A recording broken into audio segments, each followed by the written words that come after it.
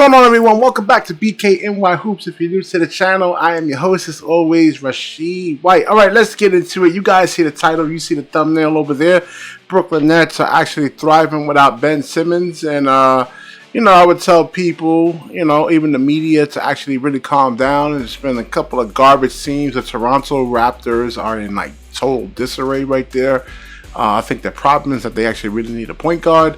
And, you see Pascal Siakam, he couldn't actually take him over the hub or anything like that. But let's get into this article right here. One second. All right, here we go. And, all right, so the Nets were supposed to be built around Ben Simmons, but he missed 11 of the team's 17 games this season and remains out with a lower back nerve impingement. All right, so Ben Simmons is... There's a lot of flaws in Ben Simmons' game where you can't say we can't build around him.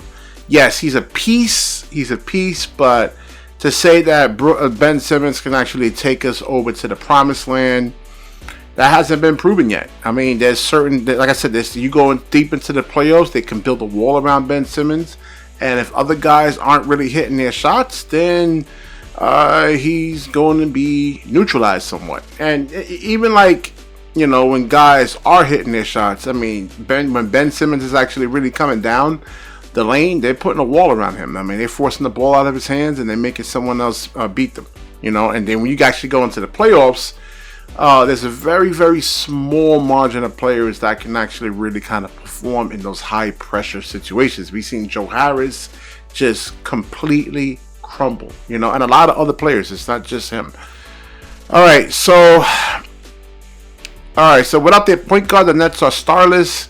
Without their next highest paid player, Cameron Johnson, ranking 54 in the league with $25.6 million in salary this season. Yeah, I mean, listen, until Ben actually comes back, and they're actually saying that, there's going to be a lot more injuries and a lot more, like Ben being out. I mean, this back surgery that he actually had for the L4. It's not like it's a permanent fix. It's like it's equivalent to when you have a nail in your tire and you actually just put a patch there. So I don't know if you can, and this is according to some doctors out there that actually specializes in these type of surgeries. And I had friends, as a matter of fact, my boy's sister. She had both this, man, L4, L5, and sometimes she gets pain there, so, we can't really truly rely on Ben Simmons, man, even as much as I love the guy, man, but listen, I have to be real, and I have to be honest right there, and that's also another thing with Dinwiddie, too, is Dinwiddie, I would say last year, lost us 10 games, I mean, we could have been the 5th seed rather than the 6th seed. It's just like a little tiny bit of Westbrook and Dinwiddie in terms of shot selection, decision making, but he's actually really, really starting to actually learn and get better. You saw the previous game, 10 free throws. And I was saying, I was praising him that he actually kept his composure. If he doesn't get the calls, then he'll actually fall apart. You'll see, if you go out there, you go play regular basketball, man. A guy's just hitting a bunch of 3-pointers and just shot after shot. It just seems to be they just let that really, throw them out, man. All right, so how can the Nets, who are in 9th place in the Eastern Conference following Tuesday's victory, stay relevant, especially with Simmons sideline?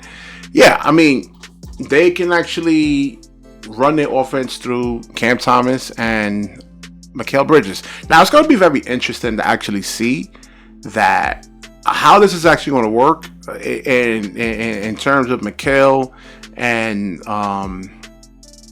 what's his name, Cam Thomas. Really, do you bring Cam Thomas off the bench so he can actually bring a scoring punch? Lonnie Walker is not 100%. As they said, he's actually playing with a knee injury. And we've seen Lonnie Walker try to facilitate a little bit. I don't know. He has to prove actually more for me right there, man. Okay, so yeah, they get into Nick Claxton. He wasn't hampered by the injury, and then you got Royce O'Neal. I wouldn't expect that a game like that from Royce O'Neal again. I would be shocked. Maybe against Charlotte, they play Charlotte. They should be able to get that win. Was LaMelo Ball's out, So they've actually been rebounding they've been rebounding the basketball, and like the Eastern Conference is actually really kind of starting to look like the West, man. I mean, we're in ninth place, but if you look at the teams that are currently in the actual, look at the teams that's actually in the Eastern Conference. Let me get this up real quick. NBA standings, and you look at the Cavaliers with a number 5th seed last year. The Miami Heat at number 7. They went to the NBA Finals last year. The Knicks actually went to the second round. I mean, they made little minor changes, but like again, the more and more time that goes on, you look at the Boston Celtics. You look at Jason Tatum. Now these guys are actually starting to get better. Like I said, these guys are around 27 years old for the most part. If they put the work in, they actually start really getting better. The Magic actually is playing very well. Raptors are in 10th place. And then you get the Hawks are actually a wild card. So yeah, I think these are your your best 11 teams right here. And I don't know, man. Do they really need Ben Simmons back? I mean, I think we kind of need all the firepower that we possibly can. I'm looking at this. Let me see if I can just get this up right here. Yeah, look at this. I want you guys to actually really let this marinate right here. Let me see. Let this marinate. And the Cavaliers, the Heat, the Pacers. They actually look really good. You got Bruce Brown over there. He brings. You see what he actually brings. A really, really great role player, man. Doesn't actually try to do too much. Guys like that are really, really, truly valuable. And Sean Marks was actually stupid for actually letting them go. Really, really dumb. That's like a little mini Draymond Green right there, man. You got a lot of guys out there that really thinks, that, hey, I'm that guy, and they're really not that guy, But then you got guys like Draymond Green, Bruce Brown. I mean, that just like they don't over dribble. You look at Royce O'Neal, how he played the last couple of days. He's not really over dribbling. 1-2 dribbles. Tries to actually make the shot. If not, try to pass it, and then go out there and set some screens and everything. But they're 9-8. They play another Charlotte team tomorrow, I think. The Hornets. So I don't know, man. I don't know. I thought the Brooklyn Nets would actually do really well. So I mean, I've seen this in the past. Teams like the Magic, they're young teams. Will they? They found an identity pretty much. Will they actually come back to earth? Some injuries actually happen. I mean, Jonathan Isaac is actually supposedly coming back, and he's, they're not going to ask him to actually really truly carry a team. He's going to be a role player, which should help him.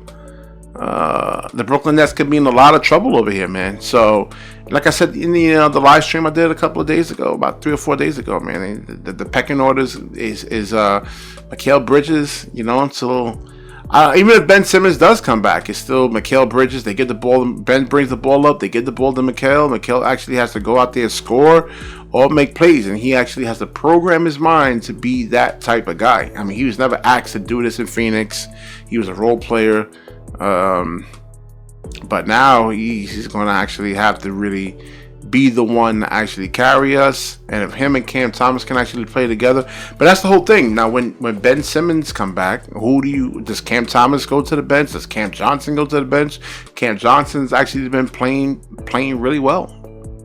So I don't know. It's not, it's not the worst it's not the best situation in the world, but it's a good situation to actually have, because the Nets actually have a good a deep roster here. Now, they was actually saying, I was listening to the Glue guys, I think, and I forgot the name of that podcast, but they were actually saying that the in terms of like how they actually play, I forgot there was a certain number that they're actually the 6th best team in the NBA. I forgot what the actual terminology was. So we'll see. It's early. It's 14, 15 games. I said this after 25 games. Let's actually judge when we get all the horses back. And we'll actually see what truly happens there. Time tells everything. All right, definitely like, comment, subscribe. Certainly share this video. And when you share, the universe certainly shares back with you. Peace.